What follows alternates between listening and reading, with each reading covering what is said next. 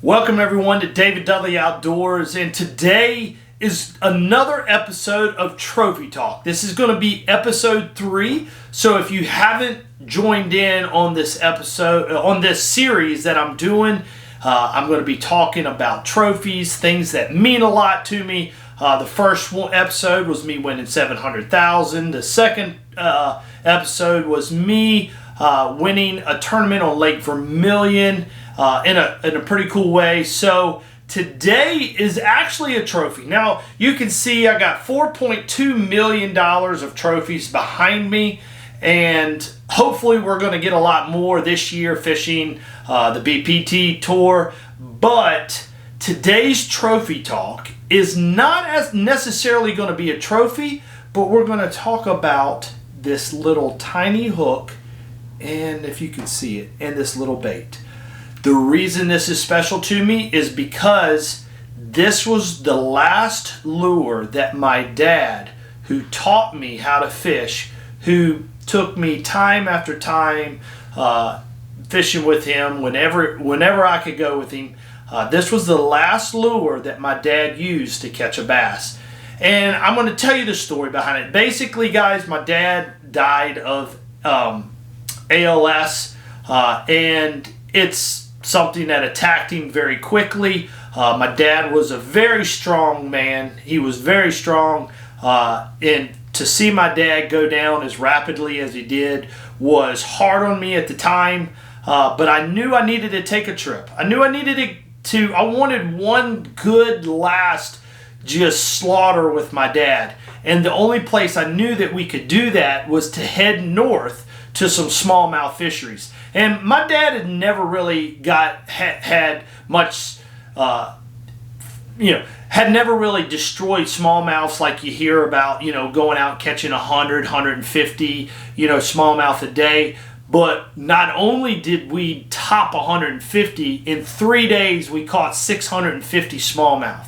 3 days, but now that's 3 of us fishing. But I want to explain to you those days and why it was such a memorable deal for me. And I want to encourage you guys, if you know maybe somebody who happens to have cancer or an illness that's coming on them rapidly, we're fishermen. Invite him to go fishing, even if he can't survive out there a couple hours. Maybe take him out, just getting on the water, do something good for him. So let's talk about, we went up to the Waddington area of St. Lawrence River in New York.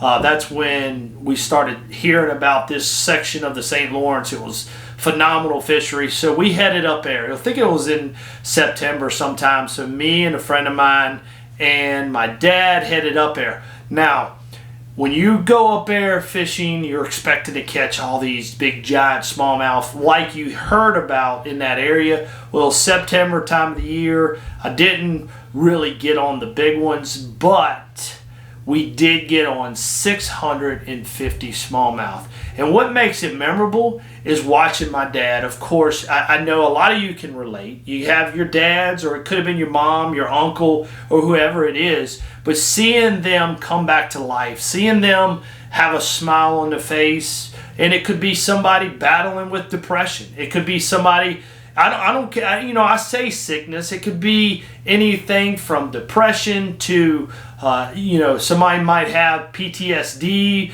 struggling with battling for us over here in the States. Whatever it may be, I just encourage you to take people fishing. So we went up there and we were doing something that my dad never really did a lot of, and that was drop shotting. And if you have done a lot of drop shotting with smallmouth, it's probably the #1 technique that you can use when catching smallmouth. And we were video gaming them. All I did was go out there and find some really sharp breaks. And of course, I was using my structure scan. And the second I would start to see dots, that current was so strong. So if I saw 10 dots, there was probably 50 of them down there, because they were sucked so far down on the bottom that they wasn't up in graphing territory. A lot of times in structure scan, you're not going to have see all the dots when there's a lot of current, because they're going to pull down and they're going to lay flat on the bottom, and you're not going to see that separation of the bottom and then a dot and a dot. It's not going to dot up. So I knew if I could see some dots, it was going to be twice as many down there. And I just remember one thing that we did. My dad actually was pretty sneaky. Smallmouth is pretty aggressive, and we were video gaming them on my electronics. And I remember Dad, he was a slick old cat. He was, we were dropping down on him, and I don't know, I was using, just say a 3/8 drop shot. My dad, that little sucker, he went and got like a big egg sinker without telling me and tied it on, and he kept beating me down to the bottom. So I'd drop, I'd see, we both drop, and my dad's would start just going faster, And I was thinking in my head, I was like, he got a quicker drop on me, but I didn't realize he went and got a bigger sinker, put it on there, and he was dropping it down, getting down there. As soon as he went to the bottom, you'd see it. You see he'd pick up, and that smallmouth would already have it. His little pole would be like, it would bend over, and he'd catch him. But just to see the happiness on my dad's face, just watching him just light up, just meant the world to me. Guys, I know this is not like a hardware trophy, but again, having the lure that my dad caught his last bass on is pretty memorable to me. It goes into my shadow box. Guys, you've seen glimpses of the shadow box, and I just encourage you to spend time with friends, families, and kids. Guys, the next episode of the Trophy Talk is going to be a funny one, guys. This is a funny story coming up, so make sure you hit that subscribe button, hit the notification button, and thank you for all your support and everything you do. And I'm out.